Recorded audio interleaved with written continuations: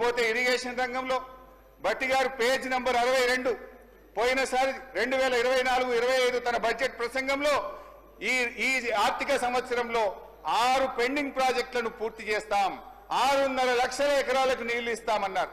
నేను అడుగుతా ఉన్న భట్టి గారు, ఏ 6 ప్రాజెక్టులు పూర్తి చేశారో 6 ప్రాజెక్టుల పేరు చెప్పండి, ఎన్ని ఎకరాల ఆయకట్టు ఇచ్చారో వివరాలు చెప్పండి అని చెప్పి నేను మీ ద్వారా భట్టి గారిని కోరుతా ఉన్నా అధ్యక్ష. అంకెల గారడి తప్ప అమలు ఉండదా అని చెప్పి నేను మిమ్మల్ని అడుగుతా ఉన్నా అధ్యక్ష. ఇంత దారుణంగా ఉంటుందా? మీ ప్రసంగాలు, మీ బడ్జెట్ లెక్కలు చూస్తున్న ప్రజలు ఏమనుకుంటారో అనే కనీస ఆలోచన, విజ్ఞత కూడా ఉండదా అని చెప్పి నేను అడుగుతా ఉన్నాను అధ్యక్ష.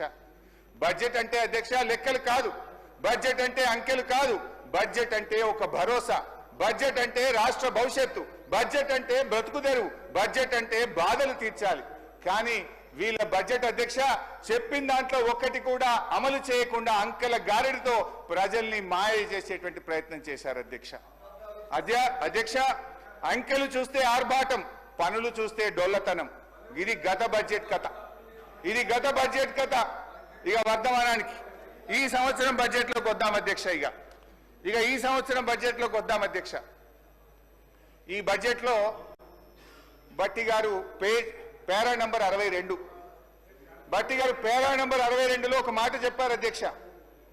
నది దాటేదాకా ఓడమల్లయ్య, దాటిన తర్వాత బోడమల్లయ్య అని పేరా 62లో భట్టి గారు చెప్పారు అధ్యక్ష. ఇది కాంగ్రెస్ పార్టీకి బాగా సూట్ అవుతుంది. నిజమే చెప్పారు అధ్యక్ష, నిజమే చెప్పారు అధ్యక్ష. ఓడ దాటేదాకా ఓడమల్లప్ప, ఓడ దాటినాక బోడమల్లప్ప. ఎందుకంటే అధ్యక్ష ఎన్నికల ముందు వాగ్దానాల జాతర చేశారు, ఎన్నికలు కాగానే వాటిని పాతర వేశారు. ఇవాళ మహాలక్ష్మి 2500 మోసం, 4000 రూపాయల పెన్షన్, రైతు భరోసా, రుణమాఫీ, తులం బంగారం, నిరుద్యోగ భృతి, ఏడాదిలో 2 లక్షల ఉద్యోగాలు, ఉద్యోగులకు పిఆర్సీ 4 డిఏలు, ఆటో డ్రైవర్లకు 12,000, అన్ని పంటలకు బోనస్, ప్రభుత్వంలో ఆర్టీసీ విలీనం, 5 లక్షల విద్యార్థి భరోసా కార్డు. భట్టి గారు ఇప్పుడు చెప్పండి, బోడమల్లయ్య ముచ్చట ఎవరికి వర్తిస్తుందో ఒకసారి చెప్పాలని చెప్పి నేను భట్టి గారిని కోరుతా ఉన్నా అధ్యక్ష. అధ్యక్ష ప్రస్తుత బడ్జెట్ పై కూర్చోండి బై సార్ ప్లీజ్. నేను మాట్లాడినాక ఉప ముఖ్యమంత్రి గారు మాట్లాడతారు. ఎన్నికల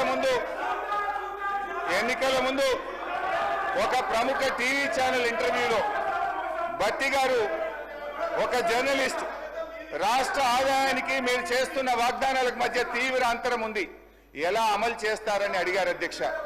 భట్టి గారు జవాబిస్తూ, మా కాంగ్రెస్ పార్టీకి 100 సంవత్సరాల అనుభవం ఉంది, ఆదాయం ఎలా పెంచుకోవాలో మాకు బాగా తెలుసు, మా వ్యూహాలు మాకున్నాయి, ఆదాయాన్ని పెంచుతాం, హామీలన్నీ నెరవేరుస్తామని చాలా కాన్ఫిడెంట్ గా ఆ రోజు ఎన్నికల ముందు భట్టి గారు చెప్పారు.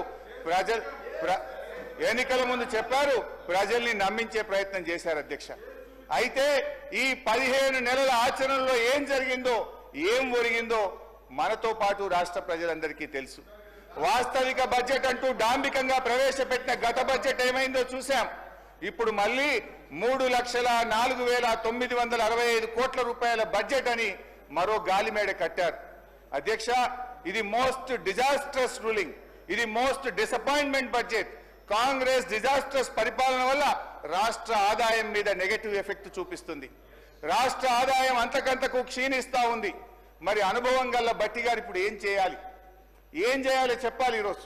ఎందుకంటే అయితే తమ యొక్క పరిపాలనా వైఫల్యాలను సరి చేసుకోవాలి, లేదంటే రేవంత్ రెడ్డి గారి ఫార్ములా ప్రకారం ప్రభుత్వ భూములు అమ్మాలి. ఏనుముల వారి పాలనలో మరి ఎన్ని భూములు కథం పట్టిస్తారో తెలియదు అధ్యక్ష. ఎందుకంటే అధ్యక్ష గచ్చిబౌలిలో 400 ఎకరాలను వేలం చేయడం ద్వారా 30,000 కోట్లు రాబట్టాలని నిర్ణయించారు. ఇప్పటికే టీజీఏసీ భూములు తాకట్టు పెట్టి 10,000 కోట్ల రూపాయలు అప్పు తెచ్చారు.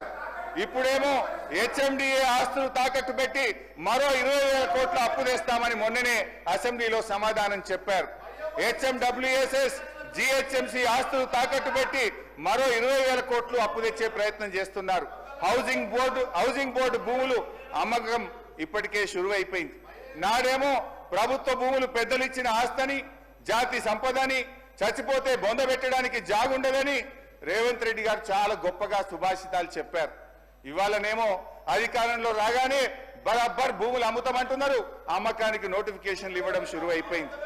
అధ్యక్ష, అమ్మొద్దని ఆక్షేపించిన నోటితోనే ఇవాళ భూములను అర్రాస్ పాట పాడుతా ఉన్నారు. అధ్యక్ష, దీన్ని వాటన్ తీరు మాట్లాడే దిగజారుడు రాజకీయం అంటారు. అధ్యక్ష, మొత్తంగా 50,000 కోట్ల రూపాయల ఆస్తులు తాకట్టు పెట్టి లేదా ఆస్తులు అమ్మడం ద్వారా భూములను ఆస్తులను 50,000 కోట్లను సమీకరించే ప్రయత్నం చేస్తున్నారు. అంటే ఏంది అధ్యక్ష? అందిన కాడికి అప్పులు చేసుడు, విచ్చలవిడిగా భూములమ్ముడు, ఇదేనా మీ మార్కు పాలన అని అడుగుతా ఉన్నా.